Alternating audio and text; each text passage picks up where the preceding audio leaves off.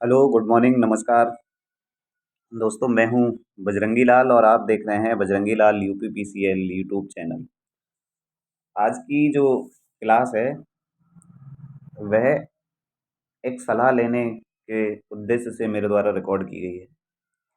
अभी तक आज की जो सीरीज में वैसे तो आज आनी थी मेरी टेक्निकल की आंसर की, चूँकि समय उसमें रिकॉर्ड करने में ज़्यादा लग रहा है, उसके बाद अपलोड करने में भी अधिक समय लगेगा और आज शाम को नहीं तो कल सुबह वो वीडियो आ जाएगी।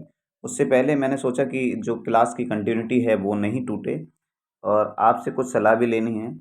मैं सोच रहा हूँ कि एक क्लास पूरी ऐसी रिकॉर्ड की जाए, आपको ऐसा कंटेंट दे दिया जाए जिसके माध्यम से एक फार्मूला क्लास के नाम से मैं क्लास बनाने की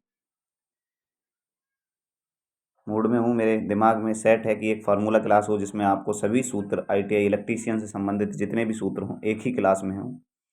तो ये वही क्लास है, मतलब वही क्लास नहीं कह सकते, उसका ओवरव्यू है। मैंने यहाँ पर कुछ फार्मूले लिख रखे हैं। अगर आपको ये क्लास पसंद आए तो कमेंट बॉक्स में कमेंट करके बता दीजिएगा कि हाँ, ये क्लास आप हमारे लिए बना दीजिए। उसके बाद मैं इस पे आगे काम करूँगा। अभी एक ही पेज लिख चुका हूँ, अभी पहले चैप्टर के भी फार्मूले नहीं लिखे गए हैं। बहुत समय लगता है और बहुत मेहनत भी लगती है इसको लिखने में, किताबों में से इसके जो सूत्र हैं वो ढूंढने में। तो चलो, इस क्लास को मैं सिर्फ ओवरव्यू के लिए आप तक पहुंचा रहा हूं। अगर आपको क्लास पसंद आए ना तो एक बार कमेंट बॉक्स में कमेंट करके ज़रूर बताइएगा। अगर आप कमेंट बॉक्स में कमेंट करके बता देंगे तब तो मैं इस क्लास को बनाऊंगा, अन्यथा मेरी मेहनत बेकार हो, उससे कोई फ़ायदा होने वाला है नहीं। तो चलिए मैं दिखा देता हूँ इस क्लास का ओवरव्यू। फार्मूला क्लास के नाम से क्लास है, फार्मूला क्लास। तो परमाणु की कक्षा का व्यास कितना होता है? परमाणु की कक्षा का व्यास होता है 10⁻⁻10 मीटर।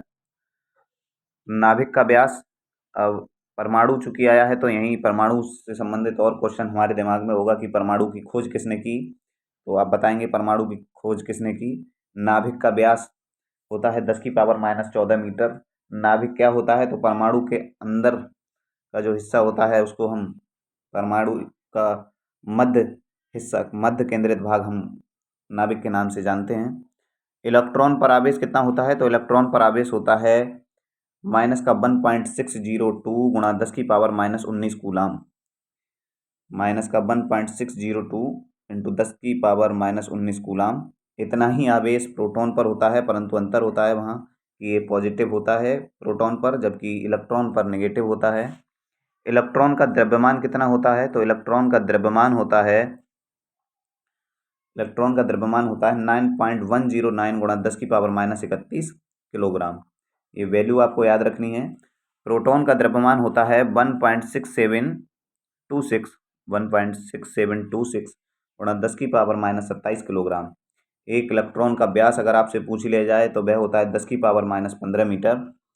अवागाद्रो संख्या होती है, एक अवागाद्रो संख्या का मान होता है 6.022 गुणा 10⁻23 मोल। प्रोटॉन और न्यूट्रॉन के बीच की दूरी कितनी होती है? तो 2 से 3 फर्मी होती है। फर्मी क्या होती है? छोटी दूरियों को नापने की इकाई होती है फर्मी। तो प्रोटॉन और न्यूट्रॉन के बीच की दूरी होती है 2 से 3 फर्मी। एक कूलाम आवेश में कितने इलेक्ट्रॉन होते हैं? कई बार ये प्रश्न डायरेक्ट एग्जाम में आपसे पूछ लिया जाता है। तो एक कूलाम आवेश में होते हैं 6.28 गुणा 10⁻18 इलेक्ट्रॉन। कितने इलेक्ट्रॉन? 6.28 गुणा 10⁻18 इलेक्ट्रॉन। अब आवेश, चार्ज। तो आवेश जिसको हम चार्ज भी कहते हैं, आवेश का सूत्र होता है Q बराबर NE, जहाँ Q आवेश तथा N इलेक्ट्रॉनों की संख्या होती है और E एक इलेक्ट्रॉन पर कितना आवेश है ये। अभी इससे पीछे हमने बताया कि एक इलेक्ट्रॉन पर कितना आवेश होता है, तो आप बताइए। एक इलेक्ट्रॉन पर आवेश होता है माइनस का 1.602 गुणा 10⁻⁻19 कूलाम। अच्छा, आवेश से संबंधित एक सूत्र तो ये हो गया, आवेश से संबंधित एक सूत्र ये हो गया। दूसरा सूत्र है Q बराबर IT। ठीक है, Q बराबर IT, जहाँ Q बराबर होता है आवेश और I होती है विद्युत धारा, T होती है समय। ठीक है, तो कई बार आपसे क्या है, Q पूछ लिया जाता है, प्रश्न दिया होगा और Q पूछ लिया जाएगा, I और T के मान दिए जाएंगे। कई बार क्या होता है, Q और I के मान दिए जाएंगे, T पूछ लिया जाता है। मतलब तीन में किसी दो के मान आपको दे दिए जाएंगे, तीसरे का मान पूछा जाएगा। सेम प्रकार से इस वाले में किया जाता है कि Q का मान आपसे निकलवाया जाएगा और N और E का मान आपको दे दिया जाएगा। तो अगला देखो, दो आवेशों के मध्य लगने वाला बल, दो आवेशों के मध्य जो बल लगता है उसको हम किस सूत्र से ज्ञात करते हैं? वह होता है F।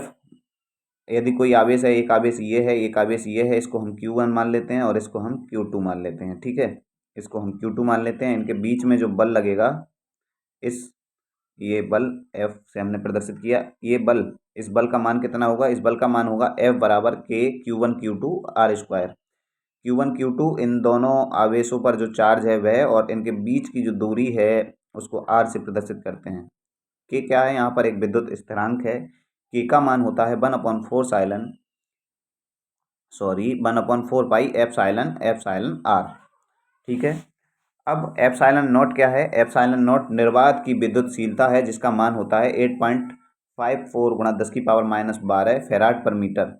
ये मान 2019 का जो यूपीपीसीएल टीजी सेकंड का पेपर हुआ था उसमें डायरेक्ट पूछा गया था ये वाला मान, तो याद कर लीजिएगा। वायु माध्यम के लिए सापेक्ष विद्युतशीलता का मान कितना होता है? वायु माध्यम के लिए सापेक्ष विद्युतशीलता का मान 1 होता है। ठीक है, 1.4 पाई एप्सिलॉन नॉट, इसका टोटल का मान कितना होता है? तो ये होता है 9.10⁹ newton metre square coulomb square. ये आपको याद रखना है। अगला देखते हैं, देखो विद्युत क्षेत्र की तीव्रता। विद्युत क्षेत्र की तीव्रता क्या होती है? तो विद्युत क्षेत्र की तीव्रता E बराबर F/Q। विद्युत क्षेत्र की तीव्रता जो होती है वह होती है E बराबर F/Q।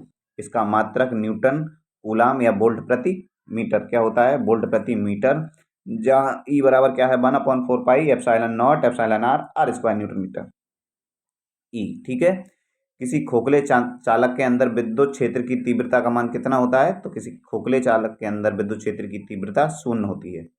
अगला विद्युत फ्लक्स घनत्व। अभी यह लास्ट है, इसके बाद अब मैं नहीं बढ़ाऊंगा। मैंने ओवरव्यू लेने के लिए ही आपसे क्लास पूछी थी। बाकी इस पीडीएफ पे बहुत सारा काम करना है दोस्तों, बहुत काम करना है, क्योंकि टाइप करते में समय लगता है, फिर इसके कलर चेंज करने में समय लगता है। विद्युत फ्लक्स घनत्व क्या होता है? तो किसी विद्युत क्षेत्र में बल रेखाओं से लंबवत दिशा से गुजरने वाली प्रति वर्ग मीटर फ्लक्स की जो मात्रा होती है वह विद्युत फ्लक्स कहलाती है। मतलब कोई विद्युत क्षेत्र में जो बल रेखाएं हैं उसके लंबवत फ्लक्स से गुजरेंगी, उसको क्या कहते हैं? हम विद्युत फ्लक्स घनत्व कहते हैं। इसे डी से प्रदर्शित करते हैं और इसका मात्रक होता है कूलाम वर्ग मीटर, कूलाम प्रति वर्ग मीटर, और इसे D बराबर Q/A से प्रदर्शित करते हैं। तो अभी के लिए मैं इतना ही रहने देता हूँ। देखो आगे ज़्यादा है भी नहीं लिखा हुआ, बस यहीं ख़त्म। तो अभी लिखना है अभी और, ठीक है, ओम का नियम तक है, बस आगे और भी इसमें काम करना है मुझे। मेरा मेन मोटिव था कि आपको ये दिखा दूँ। अगर आपको ये वाली क्लास ऐसे पसंद आए कि हाँ भाई थ्योरी में हमें फार्मूला वाइज क्लास पसंद है, तब तो मैं इस पे काम करूँगा। और आपको जब पसंद ही नहीं है, आप जब देखेंगे नहीं, आपको ये क्लास मदद ही नहीं करेगी, तो फिर इसका बनाने का कोई मतलब होता नहीं है। मेरा मेन मोटिव था कि जो क्लास की कंटिन्यूटी है मेरी वह नहीं टूटे, और दूसरा आप तक ये पहुँच जाए कि मैं बना क्या रहा हूँ। तो चलिए मिलते रहेंगे इसी प्रकार की और क्लासों में। तब तक के लिए जय हिंद जय भारत। और अगली जो क्लास है मेरी आंसर की वाली जो क्लास की सीरीज चल रही है, तो आंसर की क्लास में मेरा सिर्फ टेक्निकल भाग बचा है। टेक्निकल में थोड़े ज़्यादा प्रश्न हैं, इसीलिए क्लास को रिकॉर्ड करने में ज़्यादा समय लग रहा है, और उसको एडिट करने में भी समय ज़्यादा लगेगा, अपलोड करने में भी ज़्यादा समय लगेगा। तो आज नहीं तो कल, कल नहीं तो परसों, 2 से 3 दिन के अंदर वो भी क्लास आ जाएगी, आप परेशान मत होना। तो बाय, मिलते रहेंगे इसी प्रकार की अन्य क्लासों में। जय हिंद जय भारत। अगर क्लास पसंद आए तो चैनल को लाइक शेयर सब्सक्राइब कर देना। जय हिंद।